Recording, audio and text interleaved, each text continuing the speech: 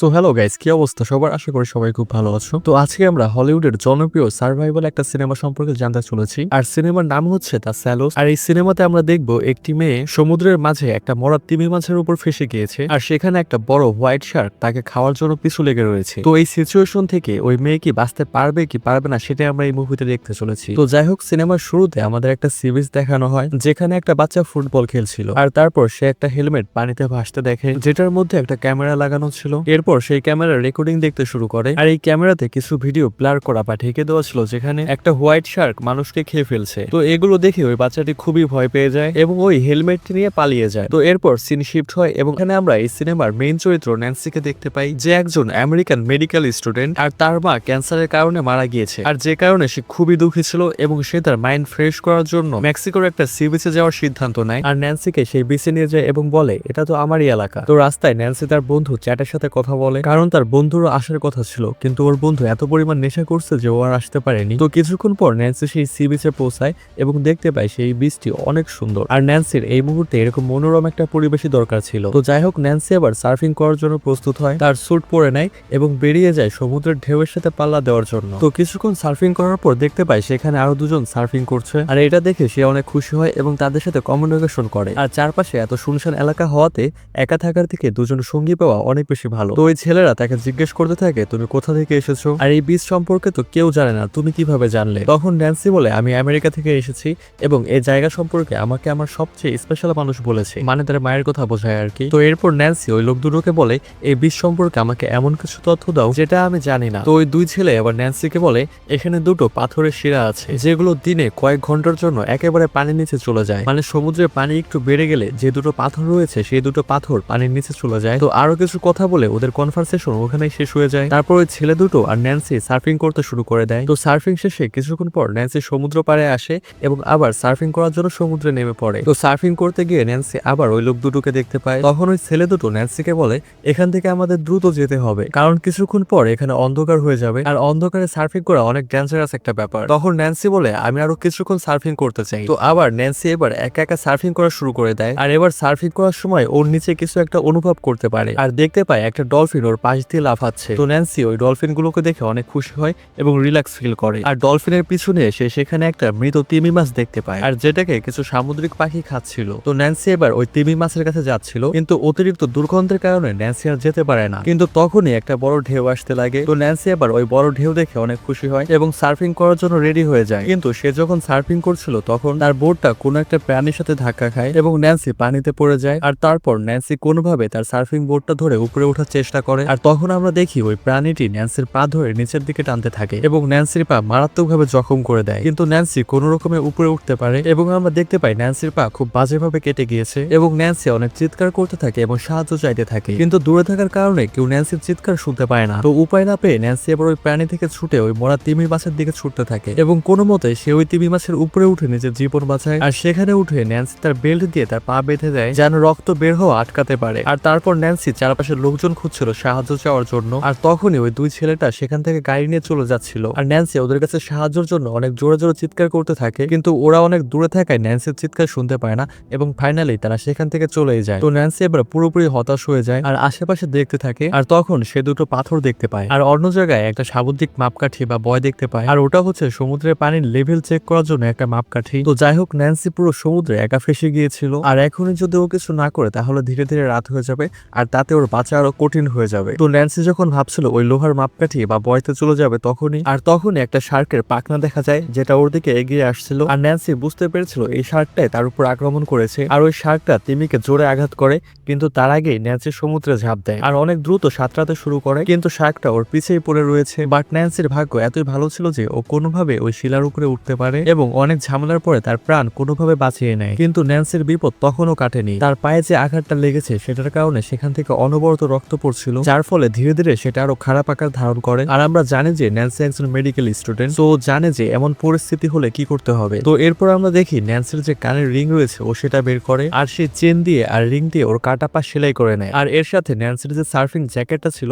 সেটাও তার পায়ে বেঁধে নেয়, যাতে করে তার রক্ত পড়া পুরোপুরি বন্ধ হয়ে যায়। তো আস্তে আস্তে রাত হয়ে যায় আর ন্যান্সি ভাবে ওই শার্কটা এখান থেকে চলে গিয়েছে, তাই ন্যান্সি আবার সিদ্ধান্ত নেয় ওই সার্ফিং বোর্ডটি নিয়ে সে এখান থেকে বেরিয়ে পড়বে। তো ন্যান্সি যখন ধীরে ধীরে সাঁতার কাটতে কাটতে ওই বোর্ডের দিকে দিকে এগিয়ে যাচ্ছিল তখনই আবার সেই শার্ককে দেখতে পায়। আর শার্কটি ন্যান্সির পায়ে রক্তের ঘ্রাণ পেয়ে ওর দিকে দ্রুত এগিয়ে আসছিল। আর এবারও ন্যান্সি কোন রকম ওর জীবন বাঁচিয়ে ওই শিলার উপর পুনরায় চলে আসে। কিন্তু ন্যান্সি জানে এই শিলার উপর ও বেশিক্ষণ থাকতে পারবে না, তার কারণ সমুদ্রের পানির লেভেল বাড়লে এই শিলাটি পানির নিচে চলে যাবে। আর তাই ন্যান্সির কাছে এবার কিছু ঘন্টা সময় রয়েছে, তাহলে এরপর শিলাটিও ডুবে যাবে আর হাঙ্গরটি ন্যান্সিকে খেয়ে ফেলবে। তো যাই হোক, ওই লবণাক্ত পানিতে নামার কারণে ন্যান্সির পায়ে এবার মারাত্মক ব্যথা অনুভূত হচ্ছে এবং ব্যথা সহ্যের বাইরে চলে যাচ্ছে। তো এর কিছুক্ষণ পর সকাল হয়ে যায়। তো ন্যান্সি দেখে কালকের ওই দুজন লোক আবারও সার্ফিং করতে এসেছে, মানে প্রথমে আমরা যে দুইটা ছেলেকে দেখলাম ওরা আর কি। তো ন্যান্সি তাদের সার্ফিং করতে দেখে চিৎকার করে বলে, এখানে এসো না, এখানে শার্ক বা হাঙর রয়েছে। কিন্তু ওরা বলে এখানে আমরা কখনোই কোনো শার্ক দেখিনি। আর তারা ন্যান্সির কথা হেসে উড়িয়ে দিয়ে অনেক আনন্দের সাথে সার্ফিং করতে থাকে। আর তখনই শার্ক এসে ওই দুইটার মধ্যে ফর্সা যে ছেলেটা ছিল ওইটাকে শিকার বানিয়ে ফেলে। তো এটা দেখে অন্যচর মারাত্মক ভয় পেয়ে যায়। তো সে ভয় পেয়ে ন্যান্সির দিকে আসছিল। তো সাঁতার কেটে অর্ধেক রাস্তায় আসার পর ও গায়েব হয়ে যায়। আর সেটা দেখে ন্যান্সি ভাবে ওকে শার্ক নিয়ে গিয়েছে, কিন্তু হঠাৎ করে ছেলেটি ন্যান্সির কাছে পৌঁছে যায় আর ন্যান্সি ওকে ধরে ফেলে। কিন্তু যখনই ওর হাত ধরে উপরে তুলতে যাবে তখনই শার্কটি নিচ থেকে ওকে টেনে নিয়ে যায়। তো চোখের সামনে এমন একটা মৃত্যু দেখে ন্যান্সি পুরোপুরি হতাশ হয়ে যায় এবং এটা দিয়ে চোখের সামনে সে তিনজনকে মরতে দেখলো। কিন্তু তারপরও ন্যান্সি আবার নিজেকে সাহস যোগায় এবং এবার সে ওই হাঙরটিকে অবজার্ভ করতে থাকে, মানে শার্কটি কত দূর যাচ্ছে, কোথায় কোথায় ঘুরছে, শার্কের গতি কত এবং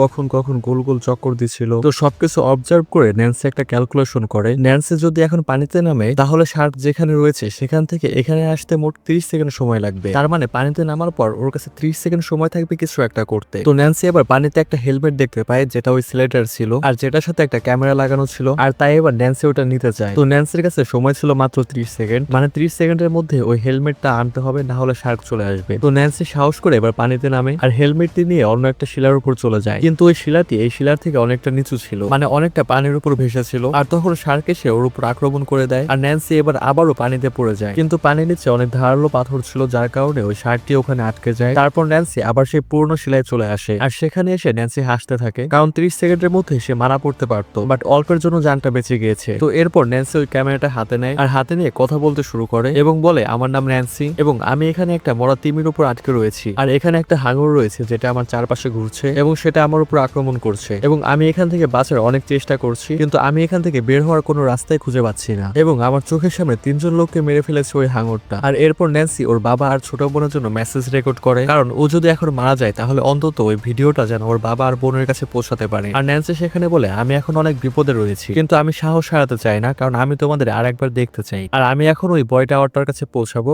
আর তুমি ঠিকই বলেছো, আমি আমার মায়ের মতোই অনেক বড় যোদ্ধা হব আর আমি কখনো ভাবিনি আমি তোমাদের এত মিস করব। আর তোমরা ভেবো না যে আমি এখানে একা, আমার সাথে এখানে একটা সাথী রয়েছে যে আমার মতোই আহত অবস্থায় পাথরে আটকে রয়েছে। অ্যাকচুয়ালি ন্যান্সি এখানে ওই পাখিটার কথা বলছে আর এগুলো বলতে বলতে ন্যান্সি কান্না করে দেয় এবং এরপর কোনোভাবে নিজেকে সামলে নেয়। তো এগুলো রেকর্ড করে ন্যান্সি ওই হেলমেটটিকে কিনারার দিকে ছেড়ে দেয় যেন কেউ একজন ওই হেলমেটটি পেলে ওকে সাহায্য করতে পারে। এরপর ন্যান্সি ওই পাখিটিকে ট্রিটমেন্ট করে সুস্থ করে দেয়, কিন্তু তবুও পাখিটি উঠতে পারছিল না। এরপর ন্যান্সি তার সার্ফিং বোর্ডের ভাঙা অংশে ওই পাখিটিকে বসিয়ে সেটাকে ভাসিয়ে দেয় যেন সেটা আস্তে আস্তে কিনারার দিকে পৌঁছাতে পারে। আর ন্যান্সির কাছে আর কিছু মাত্র সময় রয়েছে, কারণ ওই পাথরটি সমুদ্রের লেভেলের জন্য ধীরে ধীরে ডুবে যাচ্ছিল আর পাথরটা যদি একবার ডুবে যায় তাহলে হাঙরটি ওকে খেয়ে ফেলবে। তো বাঁচার একমাত্র উপায় এখন ওই লোহার বয় টাওয়ারে যেতে হবে, কিন্তু ওখানে যেতে ওর 30 সেকেন্ডের থেকে অনেক বেশি সময় লাগবে আর ততক্ষণে হাঙর ওকে অবশ্যই খেয়ে ফেলবে। আর এছাড়া ওর হাতে আর কোনো উপায়ও নেই। আর ওই মুহূর্তে অনেকগুলো জেলিফিশ সমুদ্রে ভেসে ওঠে আর জেলিফিশ কিন্তু অনেক ডেঞ্জারাস। এটা দেখতে অনেকটা ফুলের মতো মনে হলেও এটা অনেক বিষাক্ত আর সমুদ্রের বাকি সব প্রাণী জেলিফিশ থেকে একটু দূরেই থাকে। তো এই জেলিফিশ সম্পর্কে ন্যান্সি একটা তথ্য জানতো আর সেটা দেখে ওর মাথায় একটা আইডিয়া আসে আর তাই ও সিদ্ধান্ত নেয় এই জেলিফিশের মধ্য দিয়েই ও ওই টাওয়ারে পৌঁছাবে, কারণ এই জেলিফিশের মধ্যে এসে ওই শার্ক কখনোই ওকে হামলা করবে না। তো এরপর ন্যান্সি সমুদ্রে নেমে ওই জেলিফিশের মধ্য দিয়ে ওই টাওয়ারের দিকে যেতে শুরু করে আর তখনই শার্কটি এসে ন্যান্সির উপর আক্রমণ করে, কিন্তু জেলিফিশ থাকার কারণে ন্যান্সির কাছে আসতে পারে না আর ন্যান্সি কোন রকমে ওই বয় টাওয়ারে এসে পৌঁছায়। তো ন্যান্সি যখন ওই টাওয়ারে উঠতেই যাবে তখনই শার্ক এসে ওই টাওয়ারে ধাক্কা মারে, যার কারণে ন্যান্সি যে লোহার হাতলটা ধরেছিল সেটা ভেঙে যায় এবং